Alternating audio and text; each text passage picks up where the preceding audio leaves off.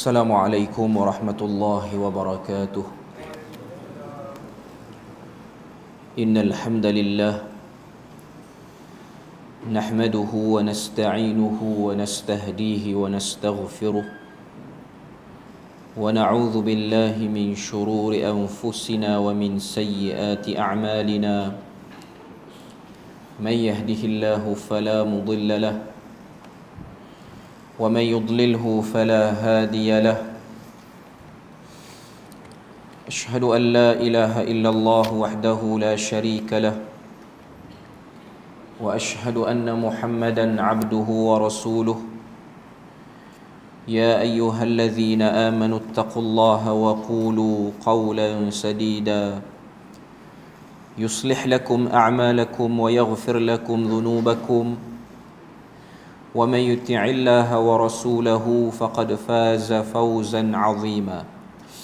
الحمد لله الذي بنعمته تتم الصالحات. ربنا آتنا من لدنك رحمة وهيئ لنا من أمرنا رشدا.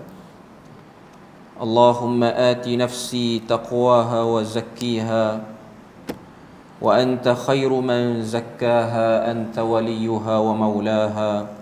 Amma ba'd. Alhamdulillah, syukur pada Allah Azza wa Jal kerana dengan rahmat dan juga limpah kurnia yang Allah Ta'ala berikan dapat kita bersama pada malam ni menyambung perbahasan daripada risalah Indahnya Pesan Luqman Al-Hakim. Kita masih lagi pada muka surat yang ke-15 pada malam ini, iaitu sambungan kita ayat yang ke-18 daripada surah Luqman. Firman Allah Azza wa Jal, ayat yang ke-18 daripada surah Luqman. A'udzu billahi minasyaitonir rajim. Wala tusa'ir khaddaka lin-nasi wala tamshi fil ardi maraha. Innallaha la yuhibbu kulla mukhtalin fakhur. Maksudnya, dan janganlah engkau memalingkan mukamu kerana memandang rendah kepada manusia, dan janganlah engkau berjalan di bumi dengan berlagak sombong. Sesungguhnya Allah tidak suka pada tiap-tiap orang yang sombong takbur lagi membanggakan diri. Masih lagi kita dalam pesanan Luqman Al-Hakim, iaitu pada elemen akhlak. Kita dah sebut sebelum ni, Luqman Al-Hakim ni bila mana dia berpesan kepada anak dia, ada 3 elemen utama yang dia letakkan. 3 benda utama. Yang pertama ialah peringatan tentang penting dan besarnya akidah. Yang tu kita boleh tengok bila mana Luqman Al-Hakim dia sebut pada anak dia dalam surah Luqman ni ayat yang ke-16.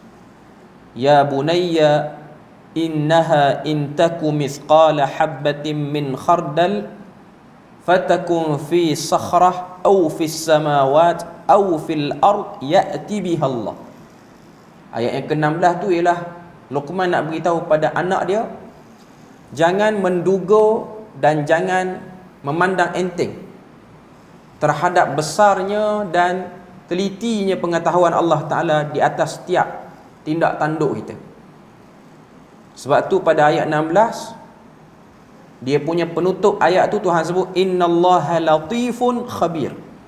Allah Ta'ala itu maha lembut, dan kadang-kadang latif itu juga membawa makna terperinci dan teliti. Khabir dengan makna maha mengetahui secara mendalam apa saja benda yang kita lakukan. Sebab tu ayat tu Luqman kata pada anak dia, sekiranya 1 biji sawi, iaitu partikel yang paling ringkas, sebenarnya ada lagi yang lebih kecil pada tu, yang kita sebut dengan atom. Yang ni lagi kecil daripada habbatin min khardal. Biji sawi itu pun dah kecil dah, tapi ada lagi yang kecil. Sekiranya ia berada di langit, atau berada di bumi, atau berada di mana-mana batu-batuan yang ada atas muka bumi ni, kalau Allah Ta'ala nak datangkan, dia boleh datangkan tanpa rumit baginya, tanpa payah, tanpa susah. Yang susah ni kita nak mendatangkan sesuatu yang kecil di tempat dan permukaan yang besar luas. Maksud yang nak disampaikan oleh Luqman Al-Hakim ni, perbuatan baik dan jahat walaupun ianya kecil, Allah Ta'ala tahu dan perasan.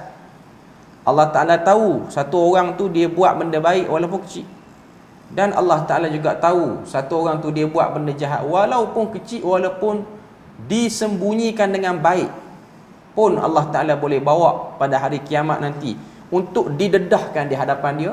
Ini yang kamu buat. Itu elemen pertama. Elemen kedua ialah kepentingan beribadah pada Allah Ta'ala. Ya bunayya aqimis salata wa'mur bil ma'ruf wanha 'anil munkar wasbir 'ala ma asabak. Wahai anakku, dirikanlah salat, dengan erti kata sempurnakan salat. Bila mana dah salat, wa'mur bil ma'ruf, promosikan kebaikan ni, ajak orang buat benda baik. Wa'mur ni maknanya sampaikan, cerita pada orang macam mana nak jadi baik ni. Sebab jadi baik ni ialah benda yang Tuhan suruh, dan perlu manusia tu jadi baik. Sebab untuk dia selamat di hadapan Allah Ta'ala nanti ialah dengan dia menjadi seorang yang baik. Bahkan keberuntungan besar bagi orang yang memang baik dan berakhlak dengan akhlak yang baik. Sebab tu ada satu hadis Ummu Salamah. Ummu Salamah ni isteri Nabi, Ummul Mukminin radhiyallahu anha.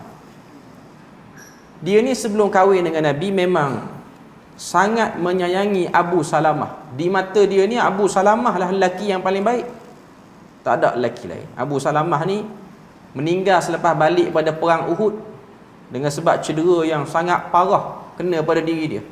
Dia tak mati di medan, tapi dia mati balik. Bila mana dia mati, Ummu Salamah ni macam terpukul teruk, macam dah tak ada hari dah untuk diri dia. Bila mana mati je suami yang dia sayang ni. Sehinggalah Nabi tawarkan dan Nabi sebut pada para sahabat, tidak diambil Abu Salamah ni melainkan lelaki yang baik. Maknanya dia dah jadi janda ni. Tidak diambil, maknanya tidak dikahwini Abu Salamah ni, Ummu Salamah ini, maaf, melainkan orang tu ialah orang yang paling baik. Bila mana Nabi sebut macam tu, sebahagian para sahabat ni cuba nak mendapatkan bahagian yang Nabi sebut tu, lelaki yang baik tu. Jadi Abu Bakar pergi meminang, tapi ditolak. Umar pun pergi meminang, pun ditolak. Sebahagian riwayat sebut Ali pun pergi. Sehinggalah yang meminangnya itu ialah Rasulullah sendiri. Bila mana dia berkahwin dengan Nabi, ada cerita panjang lagi waktu dia nak terima pinangan Nabi tu. Sebab Nabi pun dah agak berusia, dan dia pun dah agak berusia dengan anak yang agak ramai. Cuma last sekali Nabi pinang dan dia terima. Bila mana dah lama berkahwin ni, terdetik dalam hati dia ni nak tanya satu benda dengan Nabi. Dia kata, ya Rasulullah, nanti kalau di akhirat, di syurga, aku ni akan dihimpunkan dengan suami yang mana? Benda ni pun menjadi kemusykilan orang yang ada experience. Dia pasangan hidup dia dah meninggal, lepas pada tu dia kahwin baru, dia ni akan dihimpunkan di mana nanti? Dengan suami mana ataupun dengan isteri mana? Ramai orang kita ni suka tanya soalan tu. Jadi Ummu Salamah ni dia tanya Nabi, saya ni nanti akan bangkit kalau masuk syurga ni dengan Abu Salamah ke dengan siapa? Jawapan Nabi kata, kamu akan dihimpunkan di dalam syurga bersama isteri, bersama suami yang paling baik akhlaknya. Jadi kayu ukurnya macam tu. Jadi kalau kita ni dah kematian pasangan hidup, lepas pada tu kita kahwin baru, jadi kita boleh agaklah antara yang dah meninggal dengan yang baru kahwin ni, yang mana lebih baik akhlaknya, maka akan dihimpunkan dengan yang itu. Tapi sebahagian para ulama bahas, ada kemungkinan tak boleh bertemu. Ini semua kemungkinan. Kemungkinan yang tak diterangkan oleh Nas tak sebut. Ada sebahagian para ulama kata dia ada kemungkinan boleh bertemu juga dengan pasangan yang dia pernah kahwin dulu. Tapi bertemunya di syurga tidak akan menyebabkan berlaku apa-apa konflik dah. Tak ada. Sebab pada waktu itu bila mana dia ni dah berada di syurga, Allah Ta'ala telah mencabut daripada hati ahli syurga ni rasa galau, rasa ralak, dia tak ada yang tu. Jadi dia tak fikir dah, kenapa saya kena duduk dengan dia ni, saya rasa macam nak duduk yang tu. Tak ada. Benda-benda pemikiran-pemikiran macam tu hanya di dunia saja. Adapun di akhirat dia tak. Cuma waktu dihimpunkan balik tu, dia akan dihimpunkan dengan yang paling berakhlak. Dia akan didudukkan sekali dengan itu. Sebab pada waktu Ummu Salamah ni dia tanya, dia dah rasa Nabi ni lagi elok pada suami yang dulu. Walaupun Abu Salamah tu bukanlah kategori lelaki yang tak elok, dia lelaki yang baik juga lah. Cuma dia rasa Nabi ni lagi lebih daripada Abu Salamah. Memang sudah pastilah sebab Nabi ni memegang kedudukan wa innaka la'ala khuluqin azim. Jadi nak sebutnya ialah bila mana Luqman ni dia pesan pada anak dia tentang ibadah, tentang keperluan mempromosikan kebaikan, ajak orang buat baik dan beritahu dekat orang bahayanya kalau jadi jahat apa semua ni. Dan bila mana buat proses beritahu dan ajak orang benda baik, larang orang benda jahat ni, apa yang perlu ada? Wasbir ala ma asabak. Penuhkan diri dengan kesabaran, kerana untuk mengharungi gelombang buat kerja macam ni memang bukan benda mudah. Satu orang tu akan berhadapan dengan kerenah manusia yang berbagai-bagai, interaksi ataupun kesan daripada kita ajak dia tu. Ada orang dia tak senang dengan diajak dengan benda baik.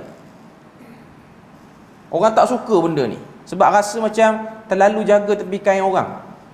Hakikatnya ianya ialah kerja yang dilakukan oleh kita semua, perlu dilakukan oleh kita semua. Sebab itulah pesanan Luqman Al-Hakim kepada anak dia, mula-mula kena salat dulu, lepas tu baru buat kerja ni.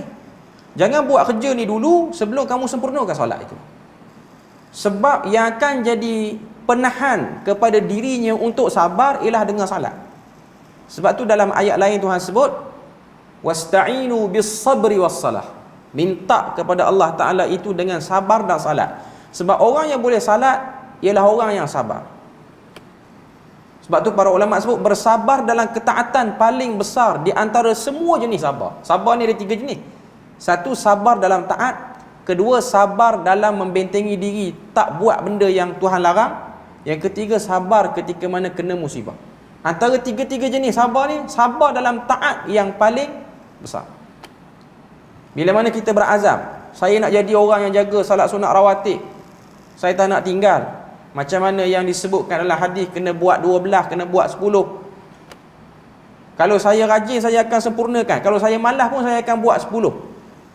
Waktu kita menyatakan keazaman itu, maka pada waktu itu pun kita akan diuji kesabaran untuk buat benda itu. Bukan mudah. Walaupun kita nampak macam ringan je, 2 rakaat ni, 2 rakaat sebelum, 2 rakaat selepas, tapi ianya satu benda yang murrun. Murrun ni maksud dia apa? Ada kepahitannya yang perlu diharungi. Sebab memang sifat ibadah ni hakikatnya berat untuk dilakukan, hebat godaan yang akan dilalui. Berbeza dengan sebahagian orang, diringankan dia untuk buat pada ibadah-ibadah yang tak jelas. Yang ni kena sedar juga. Dalam bab mengisi jiwa rohani dengan benda-benda yang kita sebut sebagai ritual ibadah ni, ada tipu daya syaitan yang kita tak perasan.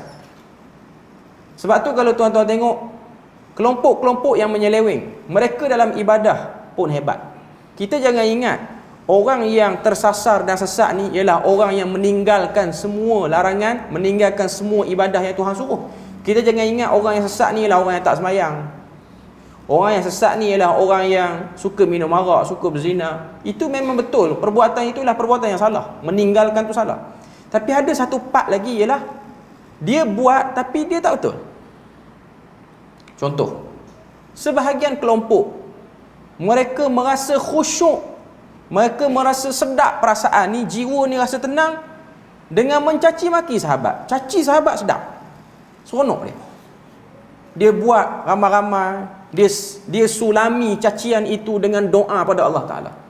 Tuan-tuan tengok kelompok-kelompok tertentu, bila mana dia nak buat kemuncak ibadah dia pun caci maki sahabat dengan dia sebut, ya Allah laknatlah sekian ni, orang ni. Semua yang dia sebut tu ialah sahabat Nabi. Dan dia sedang merasakan diri dia sedang mendekatkan diri dengan Tuhan dengan ibadah tu. Ringan betul nak buat. Ringan tubuh badan dia nak buat. Ini tipu daya syaitan. Begitu jugalah zikir-zikir yang tidak ada bimbingan wahyu ni. Yang dia suruh buat sampai 5,000, 10,000, 20,000, ringan dia boleh buat. Begitu jugalah amalan-amalan yang modified daripada sunnah Nabi pun diringankan oleh sebahagian orang. Bila mana benda-benda tu jadi seronok nak buat. Tapi kalau benda-benda yang Nabi tunjuk ni kebiasaannya berat, hakikatnya berat. Saya kata sebab apa benda ni berat? Sebab para sahabat sendiri merasakannya. Walaupun para sahabat ni bukanlah kaki tuang dalam buat ibadah. Sahabat ni buat semua. Cuma perasaan rasa berat tu ada. Sebab tu kalau kita tengok, ada satu hadis yang diriwayatkan daripada Abu Daud. Abdullah bin Mas'ud satu malam, dia pergi lalu dekat masjid Nabi. Memang niat dia ni nak tengok Nabi salat malam ni lama tahu mana. Niat dia tu, dia keluar pada rumah tu nak pergi tengok Nabi ni beribadah qiyam malam ni macam mana. Dia pun tengok, oh Nabi ada. Dalam kegelapan tu dia perasan, okey ini Nabi. Mungkin ada cahaya bulan yang sedikit membantu untuk nampak itulah Nabi. Memang sahabat ni kenal betul lah dengan Nabi ni. Jadi dia tengok Nabi salat, dia pun ikut dengan Nabi terus. Waktu dia duduk belakang Nabi, yang mana Nabi tengah qiyam pada waktu tu, dia pun dengar Nabi baca apa. Kata Abdullah bin Mas'ud, aku mendengar Nabi membaca suratul Baqarah. Bacaan Nabi, bacaan yang sangat tartil. Tartil ni maksudnya tak gopoh, tak kalut. Nabi baca tenang sampai dekat ayat-ayat azab. Nabi pun minta lindung pada Allah Ta'ala daripada azab. Sampai ayat-ayat rahmat, Nabi berdoa pula berhenti, minta rahmat pada Allah Ta'ala. Bacaan yang sangat tersusun. Nabi baca. Terlintas dalam hati Abdullah bin Mas'ud, Nabi mungkin akan rokok pada ayat yang ke-100. Terlintas dalam hati dia macam tu. Apabila sampai ayat yang ke-100, Nabi menyambung bacaan. Nabi baca tartil, Nabi beri perhatian. Kata Abdullah bin Mas'ud, aku rasa Nabi akan rokok pada ayat yang ke-200. Sampai ayat 200, Nabi baca lagi. Kata Abdullah bin Mas'ud, Nabi mungkin akan rokok bila mana habis dah baca surah Baqarah ni, 286 ayat. Sampai habis dah surah Baqarah, Nabi sambung lagi. Nabi masuk permulaan Ali Imran.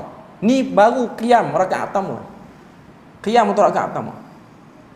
Waktu tu Abdullah bin Mas'ud ni dia dah rasa getar dah kaki dia.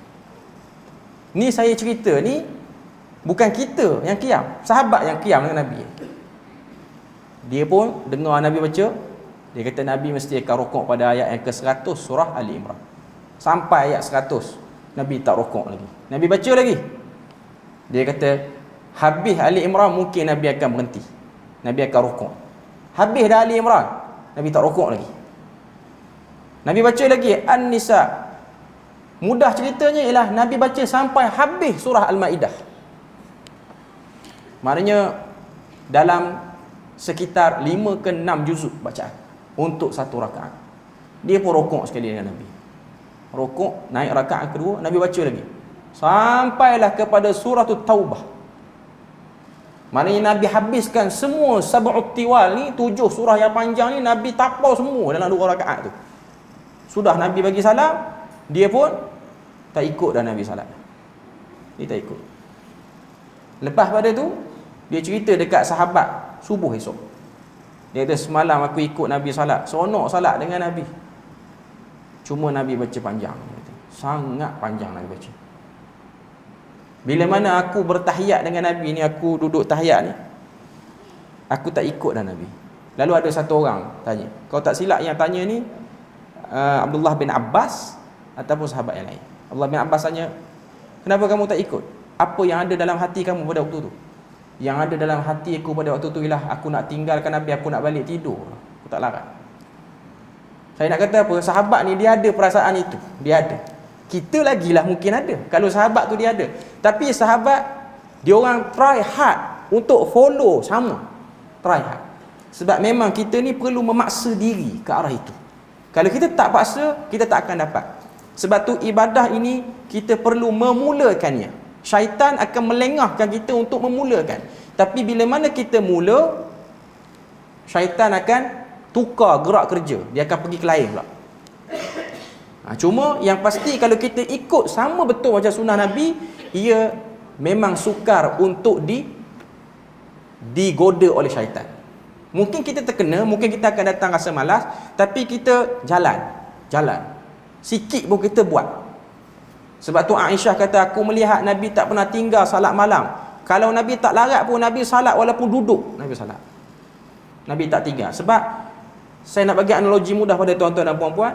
Bila mana kita ni lengah tak buat, syaitan akan bisik pada kita, esoklah buat, minggu depan lah buat, bulan depan lah buat, tahun depan buat, ataupun tua nanti baru buat, kamu muda lagi buat benda lain. Akhirnya kita tak buat-buat.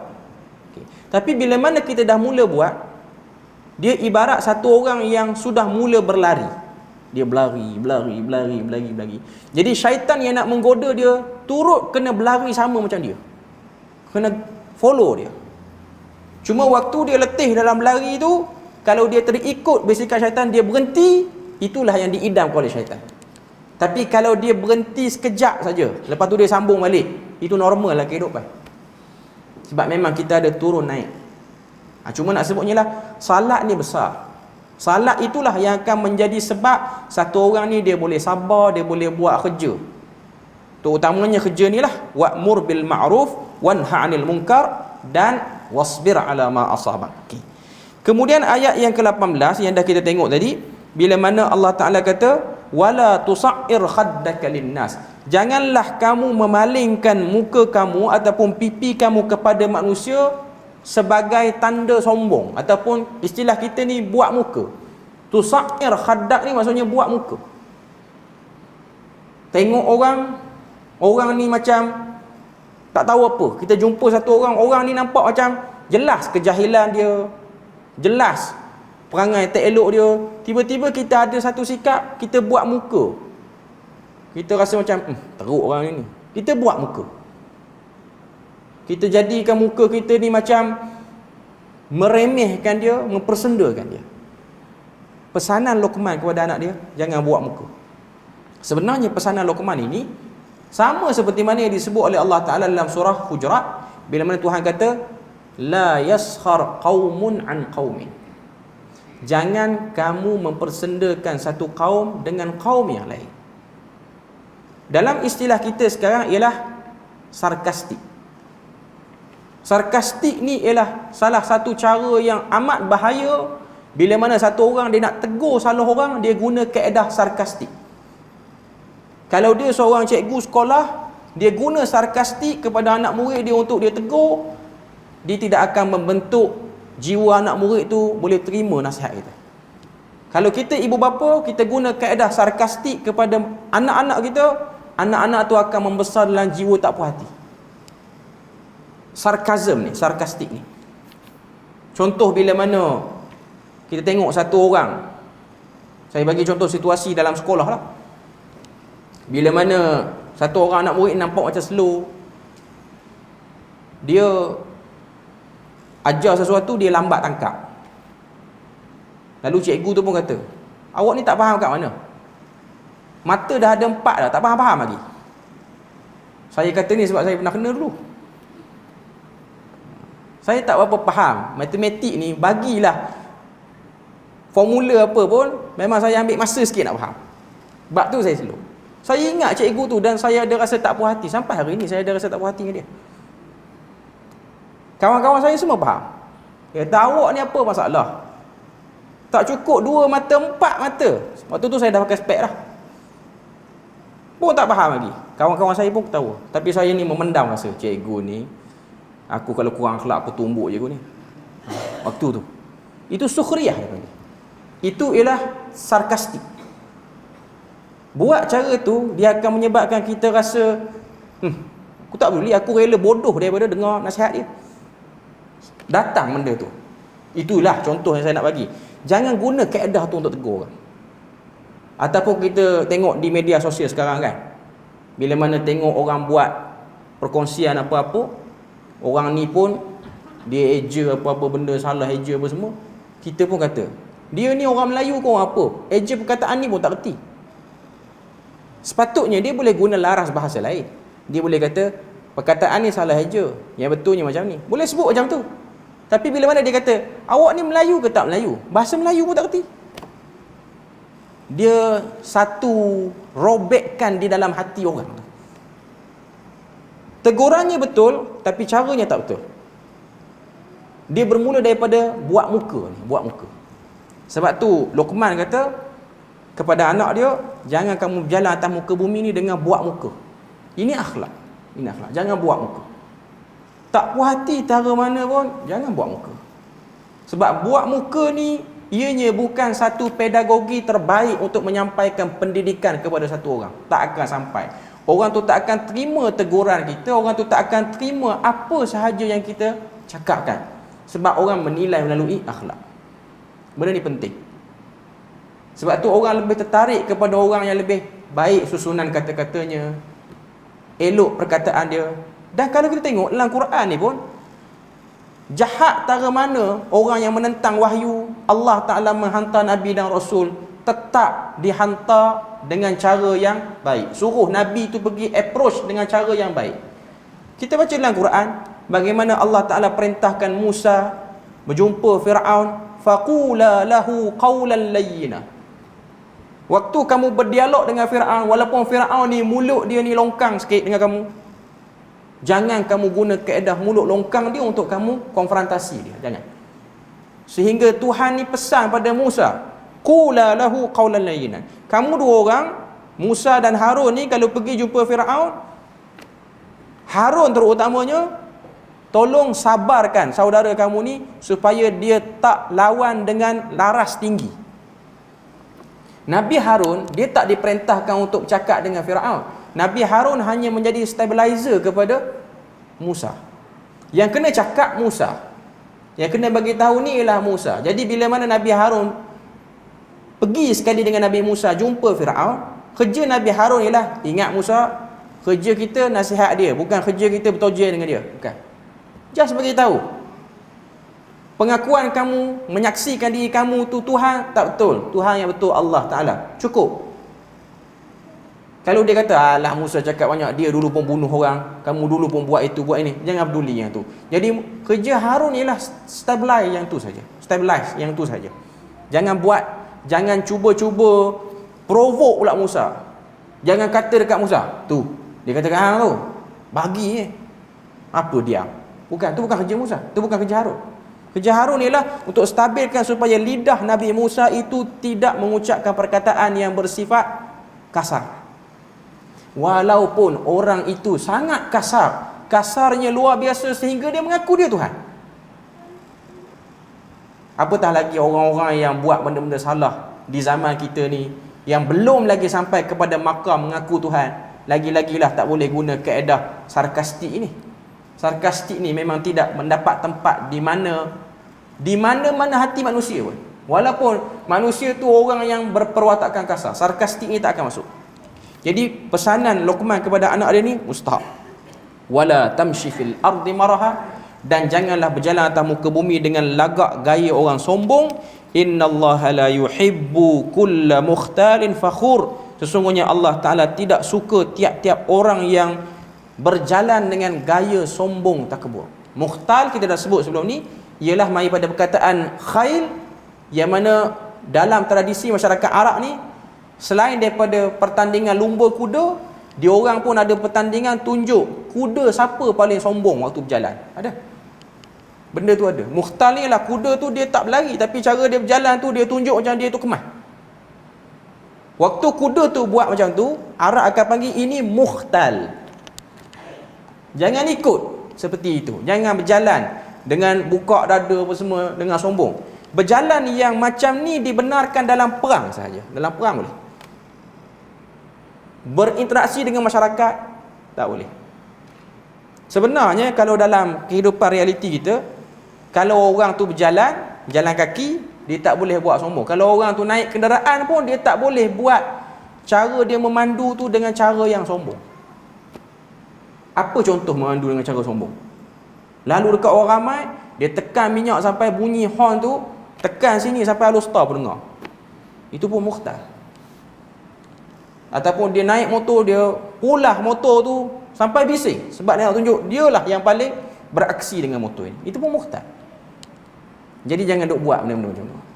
Sebab orang yang melakukan ni, dia rasa benda tu bangga, dia rasa benda tu hebat. Dia bukan buat tu kerana dia sedang promosi akhlak, tapi dia buat tu kerana dia nak tunjuk, dan dia nak arahkan semua mata melihat dia.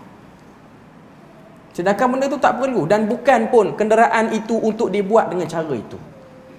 Tempat kita ni itulah, ada orang bawa motor, dia pun congek motor tu.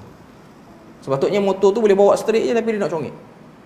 Waktu dia congek tu, apa yang ada dalam diri dia? Adakah dia sedang tawaduk pada Allah Ta'ala? Tak. Dia nak tunjuk dia pandai bawa motor, dia boleh imbang elok.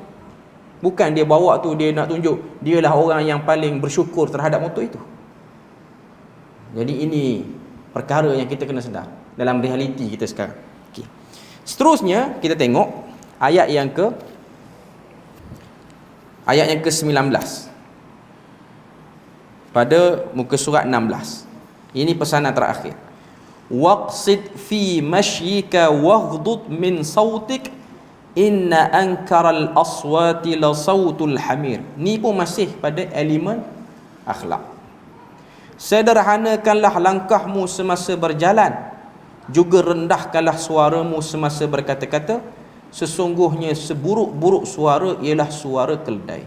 Waqsid maksud dia apa? Sederhana. Sederhana ni taklah pelan. Pelan sangat pun masalah juga. Laju sangat tak boleh. Waqsid. Qasdun tu maksudnya lah sederhana. Berjalan ni kalau kita tengok dalam hadis yang diriwayatkan oleh Imam Tirmizi dalam Syama'il Muhammadiyah, bila mana para sahabat menyifatkan cara Nabi berjalan, Nabi berjalan ni aturan tapak dia tu kemah, mantap. Seakan-akan orang yang jelas tujuan matlamatnya. Maknanya cara Nabi berjalan tu, orang nampak Nabi ada tempat tujuan. Dia ada orang, dia berjalan, dia berpeleseran. Dia tarik selipar, dia tarik kasut dia, bunyi kasut dia. Yang ni orang tak ada tujuan berjalan. Orang tua panggil ni Cina kalah judi jalan macam ni. Dia macam tak berapa segar jalan dia tu. Jalan tu bagi sederhana. Jalan dengan cara orang yang ada tujuan. Jadi benda tu penting, tapi bukanlah dengan mengangkat muka, bukan. Benda tu penting. Sebab tu Imam As-Suyuti dia pernah sebut dalam kata-kata dia, dia kata asri' akhal ilmi salas. Orang yang ada ilmu ni, dia akan cepat pada 3 benda. Cepat dengan makna tersusun, bukan cepat kalut, tapi tersusun. Al-aklu makan, wal masyu jalan, wal kitabah tulis. Kata Imam Suyuti, orang yang ada ilmu dan orang yang jenis penuntut ilmu, karakter orang yang ada ilmu dan penuntut ilmu ni, dia akan cepat pada 3 benda. Makan dia cepat, berjalan dia cepat, dan menulis dia cepat. Cepat dengan makna tersusun, bukan gopoh. Sebab tu orang yang ada matlamat hidup, dia akan makan dengan waktu yang munasabah. Dia tak makan lambat. Dia bukan makan dengan gaya orang yang nak buang masa, tapi dia makan dengan cepat sebab dia ada benda lain nak buat. Dan dia makan tu memang untuk memberi tenaga untuk dia buat benda lain. Bukan dia makan tu kerana nak duduk memuaskan nafsu. Bukan dia makan kerana dia nak memenuhi syahwat dia. Dia macam orang waktu buka puasa bulan Ramadan, dia makan, dia tahu lepas pada ni dia nak kena salat maghrib. Lepas tu dia kena get ready untuk salat isyak. Lepas pada tu get ready untuk salat tarawih. Jadi cara makan ni ialah cara makan orang yang cepat. Dia bukan makan seperti orang yang kelaparan, tak pernah makan. Akhirnya dia punya tujuan buka puasa tu ialah untuk habiskan semua yang ada. Akhirnya dia hanya duduk situ sampai habis maghrib, sampai habis isyak. Bahkan mungkin tertidur di situ pun. Yang ni bukan. Ini antara pemerhatian Imam As-Suyuti. Yang kedua ialah berjalan. Maknanya ada tujuan. Keluar pagi-pagi, start motor, start kereta, cara dia memandu, cara dia bawa motor tu, kita tahu dia nak pergi masjid. Kita nampak gerakan dia tu. Dia bukan orang yang melilau, tak tahu nak pergi ke mana. Ini bukan. Ini orang yang tak ada tujuan. Sama juga lah dengan menulis. Menulis pun sama. Sebab memang antara ciri orang-orang yang menuntut ilmu ni lah dengan dia banyak menulis. Tidak dikatakan satu orang tu menuntut ilmu sehingga kita lihat pada tangannya ada pen, ada kertas, ada kalam, ada apa-apa saja catatan. Zaman sekarang ni mungkin lebih moden lagi. Tak syarat kena bawa buku, tak syarat kena bawa pen. Sekarang ni telefon pun dah ada kata apa, apps yang kita boleh catat apa semua. Cuma orang mungkin akan keliru lah waktu dia duduk dalam kuliah ni, dia ni tengah main telefon ke memang betul tengah take note isi kuliah tu. Cuma nak katanya kita boleh buat mengikut apa yang kita nak. Okay. Jadi pesanan Luqman Al-Hakim kepada anak dia, sederhanakan perjalanan kamu, waghdud min sautik, dan rendahkan suara kamu. Waktu bercakap dengan orang, nampak orang yang santun, bukan bercakap dengan kuat, tegur orang sana, tegur orang sini dengan cara yang memalingkan semua wajah-wajah orang. Bila mana orang dengar suara dia tu, orang akan, kalau dia bersembang di kedai, semua orang lah kedai tu akan tengok kat dia. Suara siapa ni? Lain macam sikit. Itu yang dimaksudkan. Okay. Dan penutup bagi ayat 19, kalau kita tengok, Allah Azza wa Jalla dia kata, inna ankaral aswat la sautul hamir. Sesungguhnya seburuk-buruk suara ialah suara keledai. Kerana apa? Keledai ni bila mana dia meringkik, keledai ni kita sebut ringkik, meringkikkan keledai, dia akan memalingkan muka-muka orang dan memasang telinga orang. Keledai mana tu yang bising tu? Biasanya orang macam tu. Dia ada orang, dia tak ramai, 2 orang je, tapi macam 200 orang waktu dia menyembang. Ini perangai-perangai yang negatif bila mana kita duduk tempat awam. Dia ada orang dia menyembang. Lain macam, meriah kita tengok apa yang dia menyembang. Ini bukan daripada akhlakul karimah. Okay. Cuma nak katanya 3 elemen yang diletakkan oleh Luqman Al-Hakim ni ialah indikator orang yang didik anak dengan pandangan akhirat.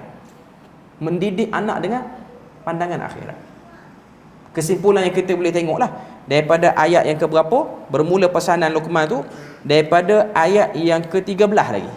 13, 14 tu pencelahan Tuhan, 15 pun pencelahan Tuhan, 16 masuk balik pesanan Luqman Al-Hakim, 17 pesanan Luqman Al-Hakim, 18 pesanan Luqman Al-Hakim, 19 pesanan Luqman Al-Hakim. Jadi kalau kita buka Quran, muka surat 412 tu, satu muka surat tu daripada ayat 12 sampailah, daripada ayat 12 sampailah ayat 19 tu, ada 2 ayat je yang bukan daripada pesanan Luqman, iaitu ayat yang ke-14 dan juga ayat 15. Bakinya itu semua pesanan Luqman Al-Hakim.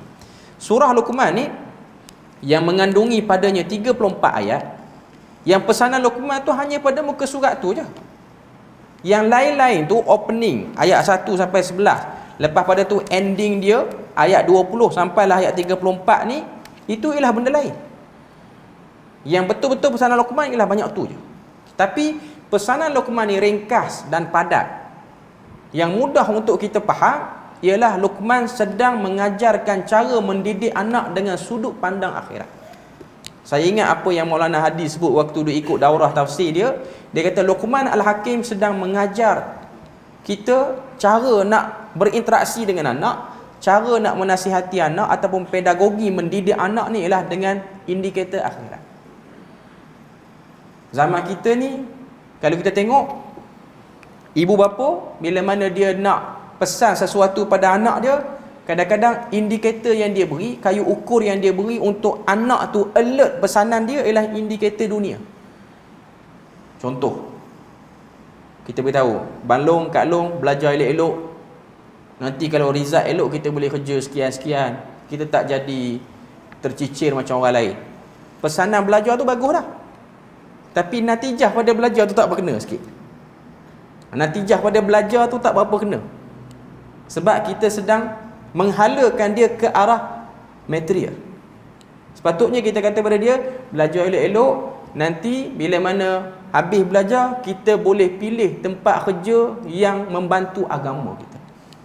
Yang tu yang mustahak. Sebab tu kadang-kadang sebahagian kita suruh anak-anak kita cari kerja, kerjalah mana-mana pun, yang penting kerja sesuai dengan apa yang kita belajar. Tapi sepatutnya satu orang yang nampak akhirat, dia akan suruh anak dia kerja dekat tempat yang agama kamu paling terpelihara. Sebenarnya menjadi kemestian dan menjadi benda mustahak bagi seorang Muslim untuk dia tanya orang yang ataupun tempat yang dia nak kerja ni, kalau saya kerja sini, bos, pemilik sini bagi tak saya solat on time? Orang jarang tanya yang tu. Orang biasa akan fokus pada gajinya dulu.